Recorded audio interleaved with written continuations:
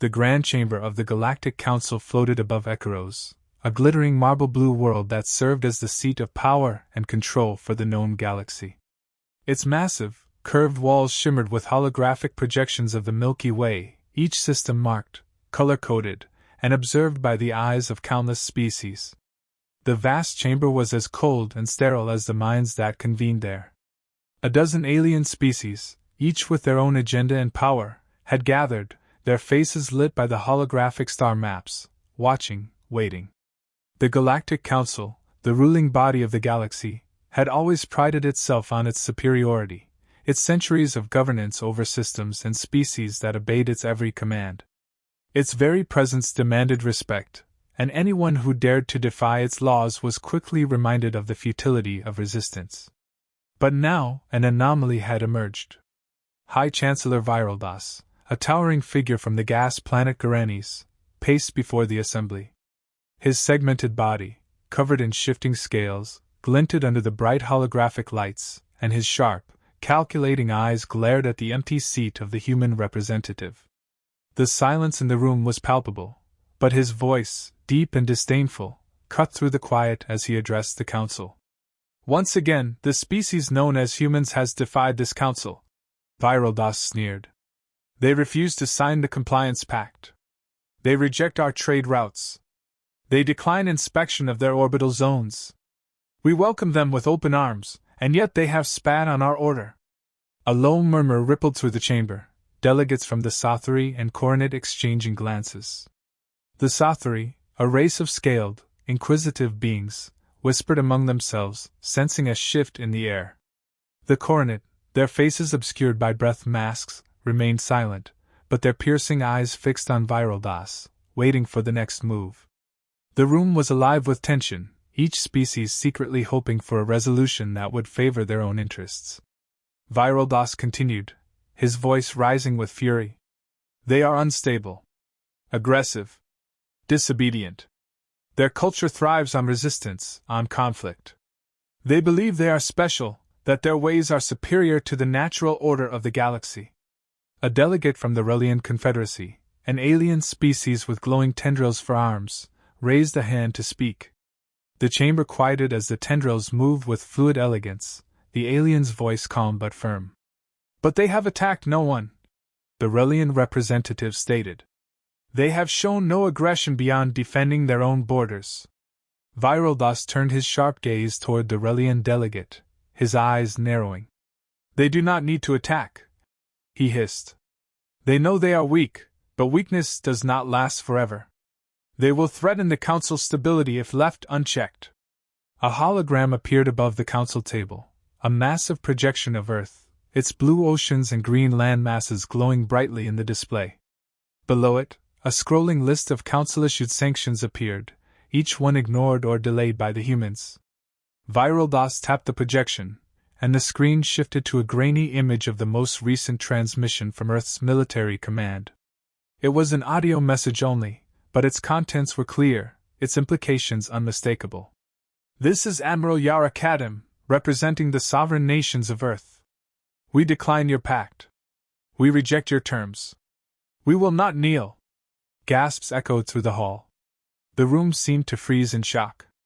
The Trex Dominion, a brutal species known for their warrior culture, shifted in their seats, looking to each other for guidance. To refuse the Council's terms was unheard of. Earth, in their eyes, was nothing but a primitive, rebellious species, a speck of dust in the vastness of the galaxy. And yet, here it was, standing firm. Viraldas slammed a clawed hand down onto the Council table, the sound echoing through the chamber. "She threatens war," he spat. "A species so insignificant, so primitive, thinks it can stand against the galaxy's might?"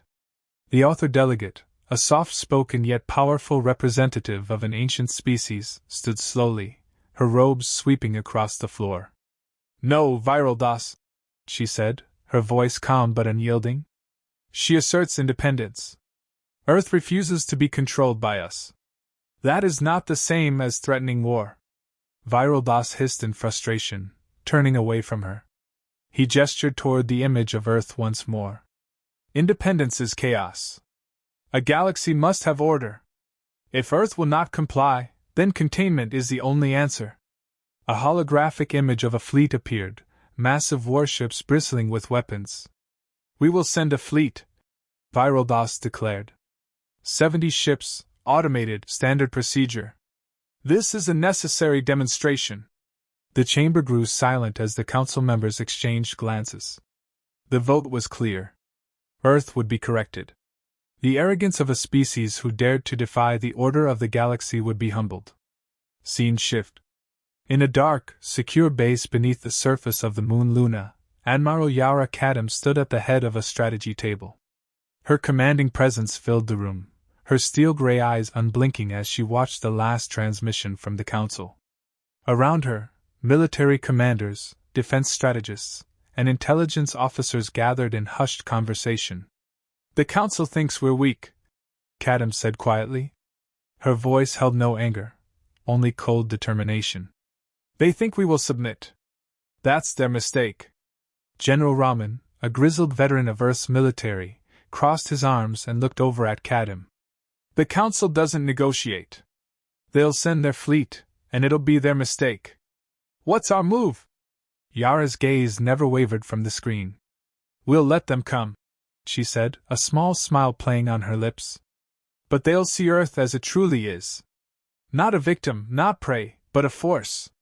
The room was silent, the weight of her words hanging in the air. For years, Earth had been dismissed, underestimated, and ignored. Now, it was time to show the galaxy what they had forgotten. Prepare the fleet, Yara ordered. We're not going to fight them. We're going to teach them something they never expected. Let them see what happens when you underestimate humanity. The room buzzed with energy as the commanders moved to their stations. Earth would not kneel. The time for submission was over. The fleet was ready. Luna Command Base was silent, the hum of advanced technology and low murmur of conversations filling the darkened command center. Beneath the surface of the moon, Earth's most secretive military operations unfolded in complete secrecy. At the heart of this fortified base stood Admiral Yara Kadam, her presence calm, composed, and unyielding, as she watched the last transmission from the Galactic Council on a secure, encrypted screen. The holographic message from Viraldas, the High Chancellor of the Galactic Council, still lingered on the screen, replaying his condemnation of Earth's rejection of the Compliance Pact. You will submit, or face consequences, his words echoed ominously. You have 5 cycles to comply. Yara's gaze did not falter. She had heard those words too many times before. The arrogance of the Council's elite, the assumption that their might would crush the will of her people. But Earth would not be intimidated. It would not be broken. This is their mistake, Yara muttered more to herself than to anyone around her. They think we're just a small, isolated planet, but they don't know the truth. General Raman stepped forward, his expression tense, but respectful. They'll come in full force, Admiral. And when they do, we'll have to be ready. You know as well as I do that the Council doesn't negotiate. They'll send their fleet, and they won't stop until we're under their control. Yara turned her attention to him, her gray eyes sharp and unwavering. We're not just ready, General, she said, her voice steady. We've been ready for years. They underestimated us, and that's their fatal mistake. The hidden fleet. The room fell silent as the tactical display activated, revealing a map of Earth's orbit. At first glance, it appeared as if Earth had few resources, aged satellites, a handful of civilian stations, and military platforms long since decommissioned. But behind this illusion lay a hidden force. Yara motioned to Captain Elliot Breener, her right-hand officer, who stepped forward and began pulling up encrypted data on the display. The screens flickered, and a new layer of information appeared. These are the true assets of Earth's defense, Breener began. Clandestine shipyards in the asteroid belt, covert research stations, and most importantly, our hidden fleet, hidden from the Council's prying eyes. The room shifted, and the tension in the air grew palpable as the display zoomed in on Neptune's shadow. There, far beyond the reach of Council probes and sensors, sat dozens of cloaked black ships, Earth's secret weapon. Strategic brilliance. Yara's voice was calm but firm as she addressed her officers. We've been building in secret while the Council laughed at us. While they focused on their arrogance, we focused on making sure this day never came. They've never seen us as a real threat, but when they come, they'll learn differently. Admiral, Captain Breener said, his fingers flying over the display controls, revealing an entire fleet of Earth's newest vessels, sleek, stealthy, and bristling with advanced weaponry. This is the true strength of Earth. And it's been hiding in plain sight. Yara nodded. Stealth is our greatest advantage. The Council thinks we are weak. They've mistaken our silence for vulnerability. Now they will see the strength we've built while they were distracted. The calm before the storm. As the fleet commanders prepared their ships, readying them for combat, Director Cito, the head of Earth's Intelligence Division, approached Yara with a data pad in hand. The Council's fleet is already in motion, Cito said. They're moving toward Earth's orbit as we speak. They'll be here in less than 3 cycles. Yara's gaze never wavered from the holographic star map, her mind working quickly. We'll let them come. But we won't show our hand until the time is right. General Raman raised an eyebrow. And what's the plan once they're here? We can't let them just take Earth without a fight. Yara turned to face the group. We won't just fight, General. We'll show them what happens when you underestimate humanity. We'll make them regret ever believing they could crush us. But first we wait. A quiet preparations. The next few hours were spent in complete silence as Earth's fleet began to power up, ships moving out of the hidden shipyards in the asteroid belt. These ships were not the massive dreadnoughts the Council expected. They were smaller, faster, and more agile, designed for precise strikes rather than sheer power. Yara made her way through the command center, ensuring everything was in place. Every officer, every ship, every system was ready for the coming battle. The final pieces of Earth's secret weapon were being activated: cloaking devices, graviton lances, and adaptive targeting systems, all advanced technology that the Council had never imagined. As the fleet moved into position, Yara stood in front of the viewport, gazing at the blue planet below. Earth seemed small from this vantage point, fragile, vulnerable. But Yara knew better. The Council thinks we're weak, she whispered. They think we'll submit. But Earth is not theirs to control. She turned and walked back to the war room, her voice steady as she gave the final order. Initiate Phase 1. Prepare for orbital silence. The moment of truth. The calm before the storm stretched into an almost unbearable stillness. Earth's fleet remained cloaked and silent, slipping into their positions without a sound. Raman, standing by the control panel, could barely contain his excitement. It's time, he said quietly, his eyes meeting Yara's. They're coming. Yara turned toward him, her expression resolute. Let them come, she said. And when they do, we'll show them exactly what happens when you think Earth is weak. The stars outside the command center seemed to burn a little brighter, as if even the universe itself recognized the shift that was coming. Earth had not been waiting for permission. Earth had been preparing. Now, the galaxy was about to witness the rise of a species that refused to kneel. The vast silence of space was broken only by the hum of Earth's hidden fleet, cloaked in stealth, slipping into position like shadows in the dark. The calm of anticipation settled over the command center beneath the surface of Luna. Admiral Yara Kadam stood at the helm of this operation, her unflinching eyes fixed on the star map that displayed the slow but inevitable approach of the Galactic Council's fleet. They were coming. At the far edge of the solar system, the Council fleet, 70 ships strong, had entered the outskirts of Earth's orbit. To the Council, Earth was little more than an insignificant speck, a weak and rebellious species they could crush with ease. Their ships, bristling with ion cannons and shields, drifted toward Earth's quiet orbit.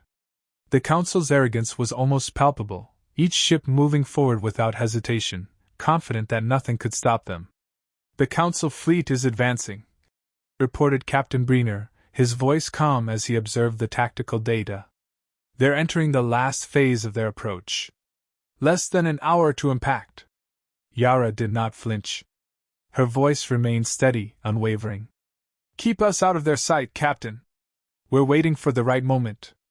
The Council's confidence. On the bridge of the Oraxis, the Council flagship, Commander Seelan stood with a sneer. He observed the readings coming in, his bioluminescent fingers dancing over the console. His officers flanked him, their faces unreadable behind their alien masks. Primitive orbital layout, Seelan scoffed, tapping the screen with disdain. Barely a Tier 2 threat. No kinetic deterrence, no defense stations, just passive satellites. These humans are clearly unprepared for us. His officers chuckled softly, clearly unimpressed. The Trex Dominion, who had once conquered entire star systems, had no patience for what they perceived as weaklings in Earth's corner of the galaxy. Are we sure this isn't bait? Lieutenant Rose asked, tilting her head slightly, her gaze sharp. Seelan's sneer deepened as he dismissed the thought. Bait? For us?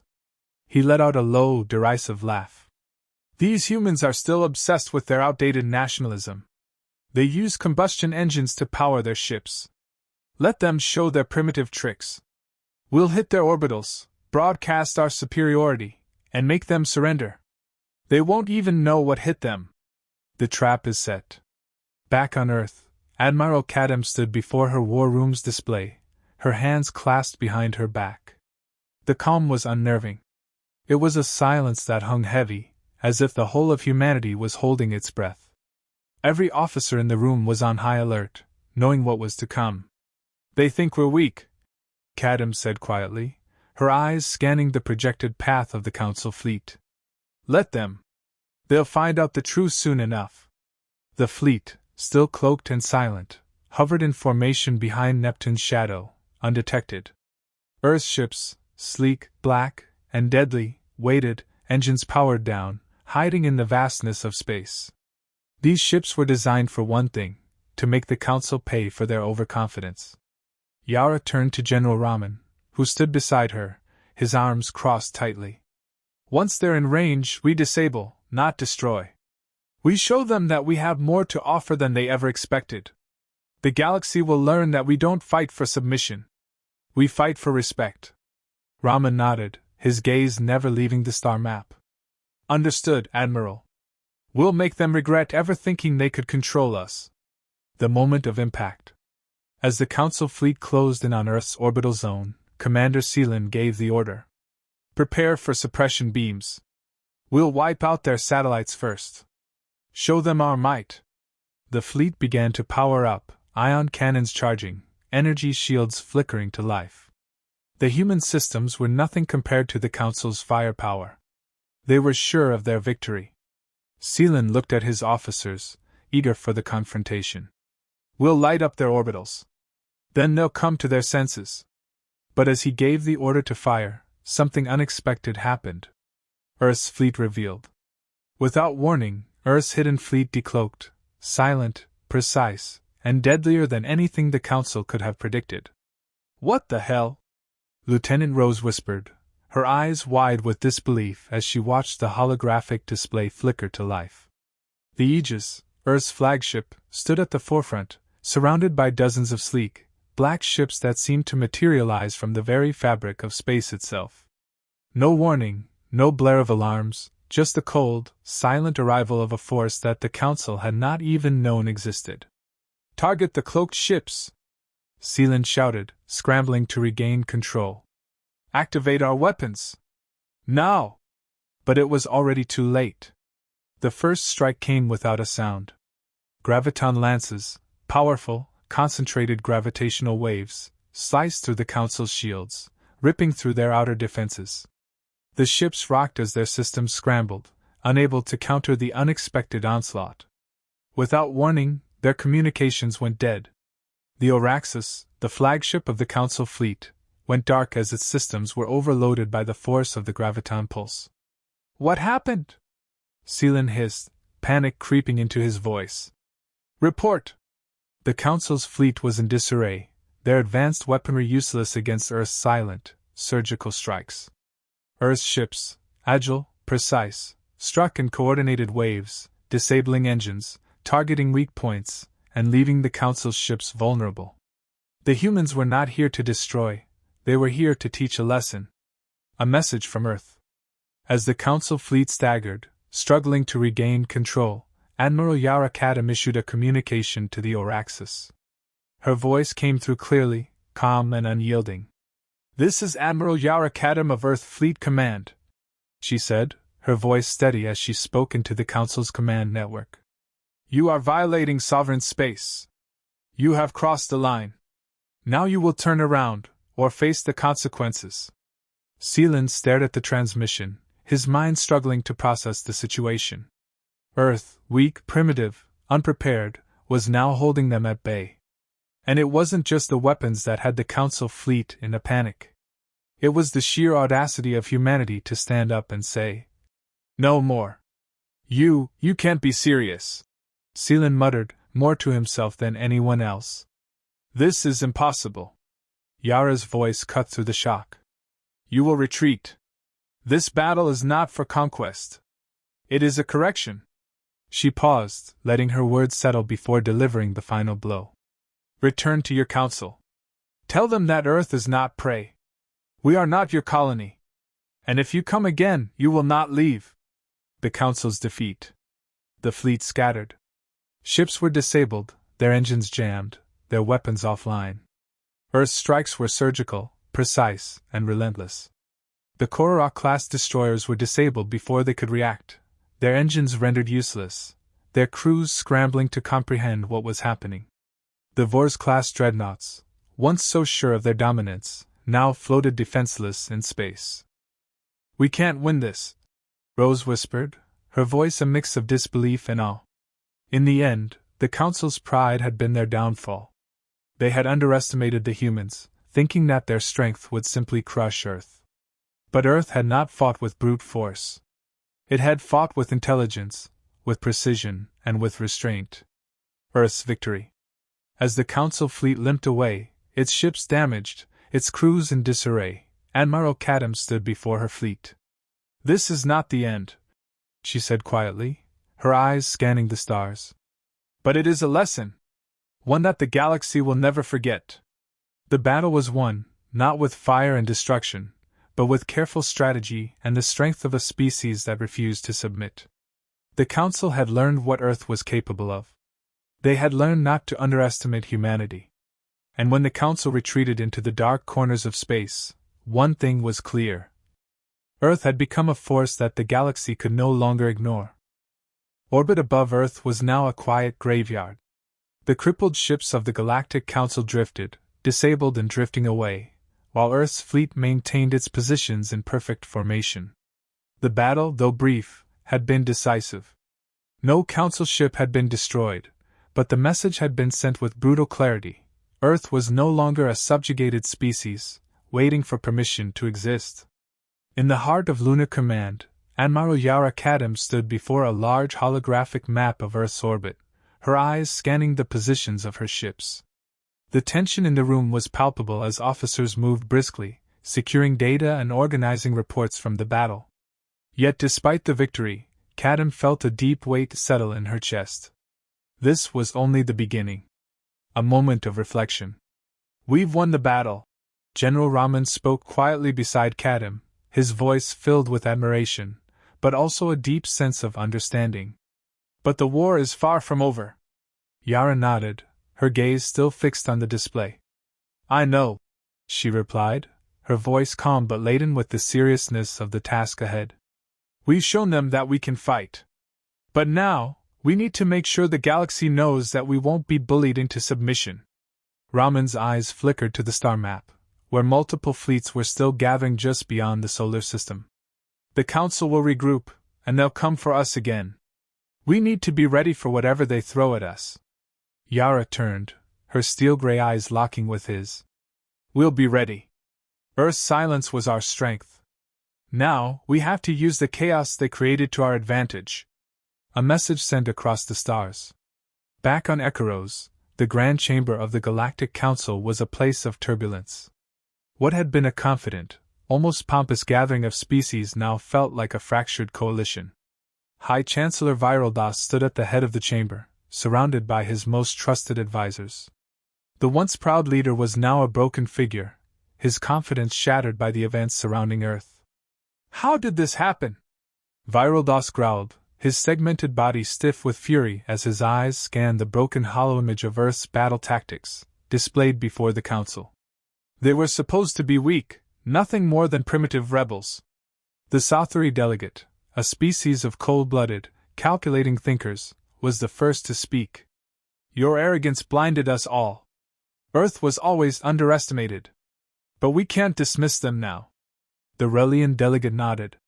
Their tactics were unexpected. We thought their fleets were mere decoys, not the real force. We've miscalculated. Viralda's claws clicked together in frustration. We'll send reinforcements, reclaim our position. We cannot allow them to continue defying us.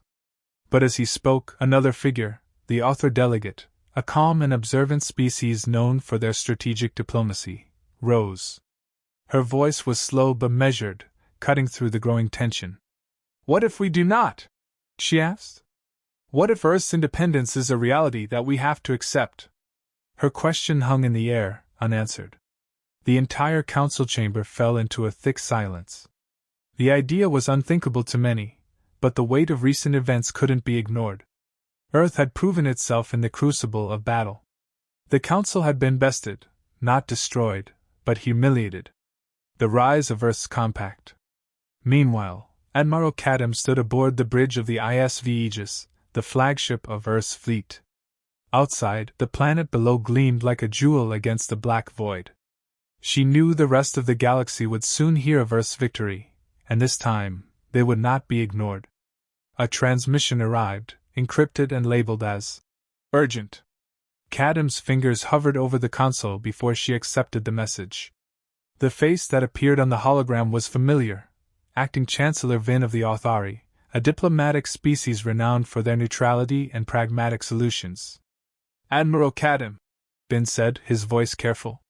We acknowledge the events that unfolded near Earth. The Council is disoriented. But we are open to dialogue. Earth is invited to attend a session to discuss your role in galactic governance. Cadam's expression remained unchanged as she listened to the offer. You offer us a seat at your table? She asked, her voice even. Then nodded. Yes. We understand your actions were a statement. But the Council is willing to listen. We are offering Earth full membership. Cadam leaned forward slightly, her eyes narrowing. Your Council, which sought to subjugate Earth, now wants us to join as equals? Vin hesitated, then nodded again. The galaxy is not the same as it was before. Earth's actions have shifted the balance. The Council needs to adapt. Cadam paused, weighing her response carefully. Tell the Council we will not join a system that sought to enslave us. If we come on our own terms. We will not bow. We will walk beside you, not beneath you. Vin's face flickered with a hint of surprise, but he didn't argue. Understood. We will await your response. The transmission ended, and Cadam stood silently for a moment, staring out into space. Earth's actions had already sent shockwaves through the galaxy. But this was only the beginning. A new coalition forms. Days passed as the galaxy watched Earth's growing power and influence. The Council, once confident and unshakable, found itself facing a new reality. Across the stars, smaller colonies, independent stations, and outlying traders began reaching out to Earth, seeking an alliance.